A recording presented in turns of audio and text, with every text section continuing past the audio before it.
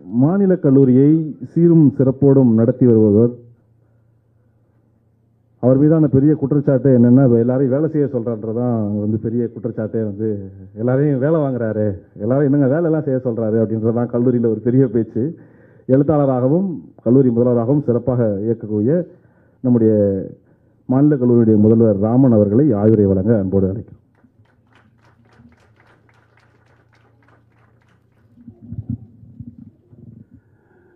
எங்கள் பகைவர் எங்கோ மறைந்தார், இங்குள்ள தமிழர் ஒன்றாதல் கண்டே. இந்த நாள் மிக முக்கியமான ஒரு நாள். எங்கள் ஒருங்கிணைந்த தஞ்சை மாவட்டத்தினுடைய இன்றைய முகமாக, புகழ் வாய்ந்த திராவிட முகமாக அறியப்படும் எங்களுடைய மாண்புமிகு உயர்கல்வித்துறை அமைச்சர் அவர்களுடைய முன்னிலையில் சாதி இருக்கின்றது என்பானும் இருக்கின்றானே என்ற அந்த பாவேந்தரின் குரலுக்கு இன்றைக்கு ஒரு பொருள் விளக்கமாக செயல்பட்டு கொண்டிருக்கக்கூடிய எங்கள் எழுச்சி தமிழர் அவர்களுடைய தலைமையில் இந்த விழா நடைபெறுகிறது. எங்கள் மாநில கல்லூரியினுடைய மிகச் சிறப்பு வாய்ந்த பேராசிரியர் மு. ரமேஷ் அவர்களுடைய புத்தகம் இன்றைக்கு வெளியிடப்படுவதை எண்ணி பெரிய மகிழ்ச்சி அடைகிறேன். இதில் எனக்கு ஒரு தனிப்பட்ட முறையில் ஒரு காரணம் உண்டு. நந்தனம் கல்லூரியிலே நானும் அவரும் கிட்டத்தட்ட 10 வருடங்களுக்கு மேல் தொடர்ந்து பணியாற்றிய போது முதலில் மணிமேகலையை நான் தான் தொட்டேன். நெஞ்சை அள்ளும் மணிமேகலை என்று நான் ஒரு கட்டுரை எழுதியிருந்தேன். பேராசிரியர் ரமேஷும் நானும் அதை பற்றி அடிக்கடி விவாதித்து கொண்டே இருப்போம். பிறகு நான் துறைத் தலைவர், முதல்வர் என்று இந்த பக்கம் நகர்ந்த பிறகு மணிமேகலையை அவர் கெட்டியாக பிடித்து கொண்டு மணிமேகலை பற்றி ஒரு பெரிய நூலை எழுதிவிட்டார். அதில் எனக்கு ஒன்றும் வருத்தம் இல்லை, மகிழ்ச்சி தான். என்னுடைய தம்பி என்னை தாண்டி ஒரு பெரிய இடத்திற்கு மணிமேகலை பற்றிய ஒரு முக்கியமான நூலை வரலாற்றிலே இங்கே பதிவு செய்திருக்கிறார் என்பது. பௌத்தம் என்பது ஏன் முக்கியமானது என்றால், சமத்துவம் என்கிற சொல் உலக வரலாற்றில் கௌதம புத்தருக்கு முன்பு நாம் இன்றைக்கு பேசுகிற இந்த அர்த்தத்தில் பயன்படுத்தப்பட்டதே இல்லை. அதை முதலாக பொதுமக்கள் வழக்கத்திற்கு கொண்டு வந்து சமத்துவம் என்கிற சொல்லுக்கு ஒரு மாபெரும் அர்த்தத்தை ஏற்படுத்தியவர் வரலாற்றில் கௌதம புத்தர் தான். ஒரு மாபெரும் அரசு, அதனுடைய பட்டத்து இளவரசர், ஒரு உலகத்தினுடைய மகத்தான ஒரு அழகி அவருக்கு மனைவி, இப்படியெல்லாம் இருந்தும் ஒரு நள்ளிரவில் அந்த மனைவியை விட்டுவிட்டு கால் கட்டுகிற அந்த ஒரு சிறு குழந்தையை விட்டுவிட்டு அவர் துறவுக்கு போகிறார். அந்த துறவுக்கு போவதற்கு ஒரு தனி மனித மீட்சி என்பது காரணம் அன்று. பௌத்தத்தை பற்றி ராகுல் சாங்கர்த்தியாயன் போன்ற பேரறிஞர்கள் பொருள் விளக்கம் சொல்கிற போது அவர்கள் சொல்லுகிற ஒரு கருத்து என்னவென்றால், பூர்வீக பண்பாட்டினுடைய அழிவுக்கு எதிராக பிறந்ததுதான் பௌத்தம். சகோதர சண்டையின் மீது புத்தருக்கு ஏற்பட்டிருந்த அந்த மகத்தான ரணம்தான் பௌத்த சங்கம் என்கிற ஒரு அமைப்பாக பிறந்தது. பூர்வீக குடிகள் சகோதர சண்டையிலே ஈடுபடக்கூடாது என்பதுதான் அவருடைய மாபெரும் கனவாக இருந்தது. ஆசையை ஒழி என்பதல்ல, ஆசை என்பது நாம் ஒரு சாதாரண மொழிபெயர்ப்பாக இங்கே கொண்டு வந்திருக்கிறோம். புத்தர் அதற்கு பயன்படுத்துகிற வார்த்தை பாடியிலே பிராகிருதத்திலே வேட்கை என்பது. வேட்கை தூறுகிற வரை இந்த மனித வாழ்வு தொடர்ந்து கொண்டே இருக்கும் என்பதுதான் பௌத்தருடைய மகத்தான கண்டுபிடிப்பு. ஆன்மா அழியாதது, அது நெருப்பால் எரிக்க முடியாதது, அது எதனாலும் அழியாது, எப்போதும் இருப்பது, எட்டர்னல் என்று வைதிக சமயம் பேசிய போது அதனுடைய அடிவேரை அறுத்து ஆன்மா மட்டுமில்லை, இந்த உலகத்தில் எந்த பொருளுமே நிலையாமை உடையது அன்று என்று வாதிட்டதுதான் கௌதம புத்தருடைய வரலாற்றில் மகத்தான பங்களிப்பு என்பது அதுதான். இந்த உலகத்தில் உள்ள எல்லா பொருள்களும் ஒன்றை ஒன்று சார்ந்தே இருக்கின்றன. சாராத ஒரு பொருள் என்பது இங்கே இல்லை.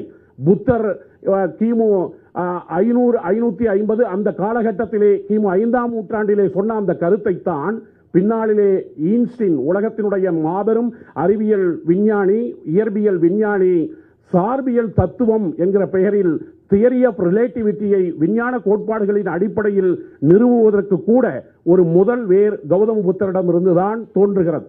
அம்பேத்கர் பௌத்தத்தை தழுவுவதற்கும் கூட அது ஒரு மாபெரும் அடிப்படையை அமைத்து தருகிறது.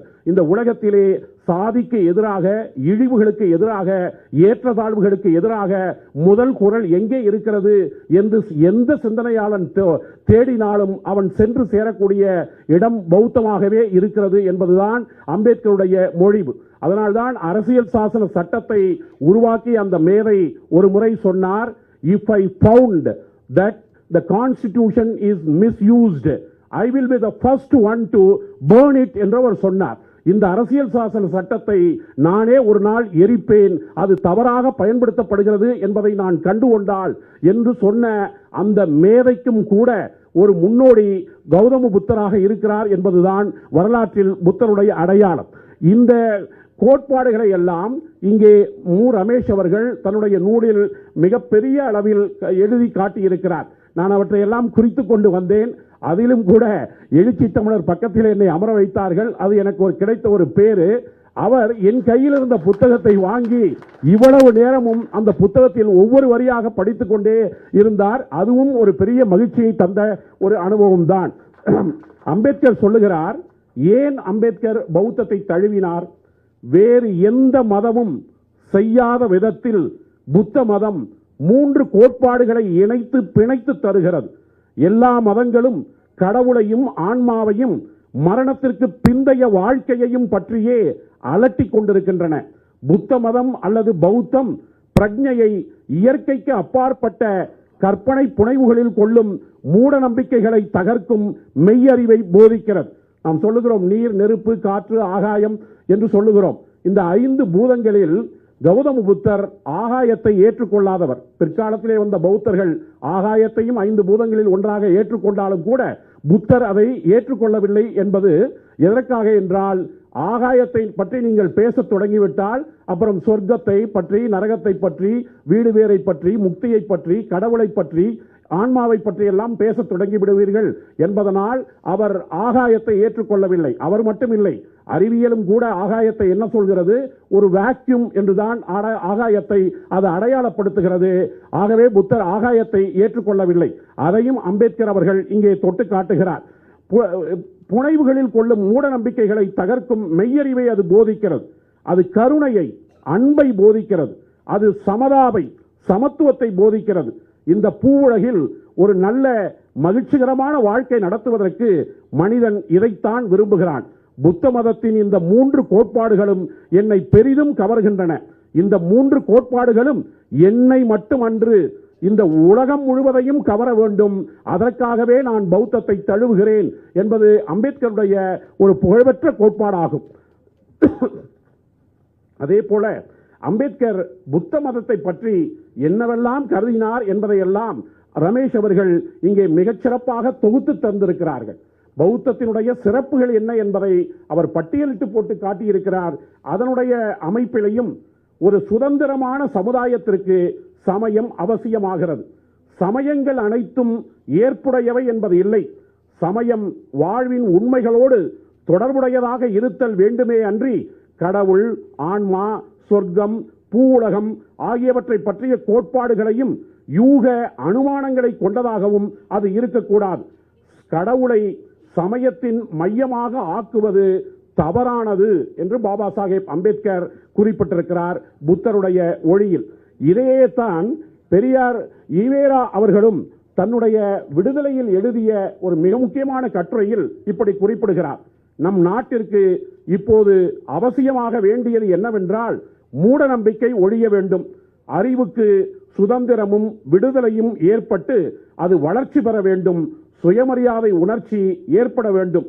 இந்த 3ம் ஏற்பட வேண்டும் என்றால் மதமும் சாமியும் சமய ஆச்சாரியார்களும் சந்திக்கு வந்தே தீர வேண்டுமே அல்லாமல் இதற்கு வேறு பக்தியோ ராஜியோ இல்லை என்றே சொல்லி இதை முடிக்கின்றோம் என்று குடியரசு இதழில் தந்தை பெரியார் ஒரு தலையங்கத்தை தீட்டியிருக்கிறார்.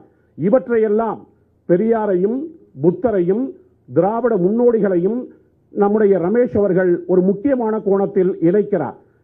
மணிமேகலையிலே உள்ள சக்கரவாள கோட்டம் பற்றிய காதையை எடுத்துக்கொண்டு ஒரு சுடுகாட்டில் இருந்து சீத்தலை சாத்தனார் எவ்வளவு பெரிய கோட்பாடுகளை புத்தரோடு இணைத்து இந்த நூலில் எழுப்பி இருக்கிறார் என்பதை அவர் சொல்லி இருக்கிறார். மணிமேகலை உரை எழுதுவதற்கு மிகவும் கடினமான நூல். தமிழிலே இருக்கக்கூடிய மகத்தான பல உரையாசிரியர்கள் கூட மணிமேகலை முழுமைக்கும் உரை கண்டதாக இன்றைக்கு வரைக்கும் சரித்திரம் கிடையாது. அது உவேசாவாக இருக்கட்டும், அவை துரசாமி பிள்ளையாக இருக்கட்டும், எல்லோருமே அங்கங்கே சில பகுதிகளை தொட்டவர்கள் தான். ஏனென்றால் மணிமேகலைக்கு உரை எழுதுவது அவ்வளவு கடினம். அதனுடைய 27ஆம் காதையாக இருக்கக்கூடிய சமயத்திறம் கேட்ட காதையாக இருக்கட்டும், பவத்திரம் அருக என பாவை நோற்ற காதையாக இருக்கட்டும், தவத்திரம் பூண்டு தருமம் கேட்ட காதையாக இருக்கட்டும், இவற்றிலெல்லாம் சொல்லப்படுகிற தத்துவங்களை, அதனுடைய சூட்சுமங்களை பாலி, பிராகிருதம், சமஸ்கிருதம், சீனம், திபெத் போன்ற பல்வேறு மொழிகளோடு இன்றைக்கு புத்த பிக்குகள் எங்கெல்லாம் இருக்கிறார்களோ அங்கெல்லாம் அவர்கள் கண்டறிந்த கோட்பாடுகளோடு பொருத்தி காட்டுவதற்கு ஒரு மாபெரும் புலமை வேண்டும். அந்த புலமை தடத்தில் தம்பி ரமேஷ் அவர்கள் செயல்படுவது என்பது எனக்கு மிகப்பெரிய மகிழ்ச்சியை அளிக்கிறது. நான் மாநில கல்லூரிக்கு எங்களுடைய எழுச்சி தமிழர் வந்தபோது நான் ஒரு கவிதை எழுதினேன். அந்த கவிதையை கூட வெண்ணிலவன் வாசித்து விட்டதனால் நானும் அதை ஒரு சின்ன ஒரு இதை மட்டும் படித்துவிட்டு நான் இங்கிருந்து விடைபெறுவது பொருத்தமாக இருக்கும் என்று நினைக்கிறேன்.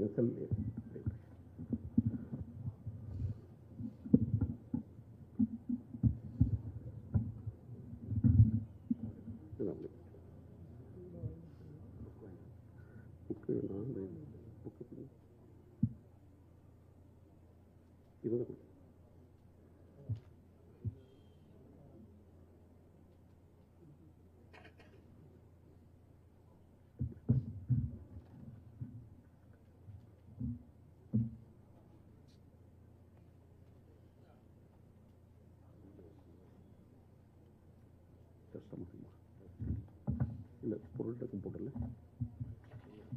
பொருளையா இது செல்போன்ல வச்சிருந்தேன்.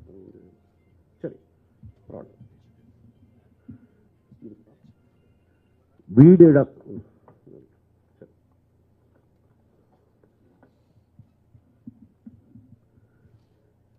இவன் எங்கள் சுடலை மாடன், அதான் கவிதைக்கு தலைப்பு. மேலேறும் எறும்பை கீழிழுக்கும் எறும்புகளுக்கு நடுவில் உயிர் மூச்சின் குரல். அதோ பார் உச்சி, நாம் செல்ல வேண்டியது அங்கேதான். நமக்குள் போடும் சண்டையில் எதிரியிடம் இலக்கை இழப்பது பெருந்துயரம். தனித்தனியாக ஊர்ந்து வென்றால் கூடி தேரெடுத்த பெருமை இல்லை. சேர்ந்து நின்றால் நமக்கு தோல்வி இல்லை. வரலாற்றின் வாய்ப்பு கதவை தட்டும் போது உறங்குவது எதற்கு? சுடலை மாடன் கையில் வானத்து புறாக்கள் வந்தமரும் காலம். மண்ணின் முதல் நாள் மீண்டும் மலர்கிறது. எங்கும் பசுமை, எதிலும் நீலம். நிலமெல்லாம் நாம், நீரெல்லாம் நாம், காற்றெல்லாம் நாம், கதிரெல்லாம் நாம், மரமெல்லாம் நாம், பூவெல்லாம் நாம், வேரெல்லாம் நாம், பாயும் புலியெல்லாம் நாம். வீடிழந்தான், ஊரிழந்தான், உறவிழந்தான், வேலை துறந்தான், செல்வம் உதறினான், இளமை இழந்தான், இல்வாழ்வும் மறுத்தான். என் தம்பிகள், என் தம்பிகள் என்றே நம் அண்ணன் எப்போதும் துடித்தான். புத்தருக்கு ஆனந்தன், அம்பேத்கருக்கு தொல் திருமாவளவன். எழுக நீ தலைவன்.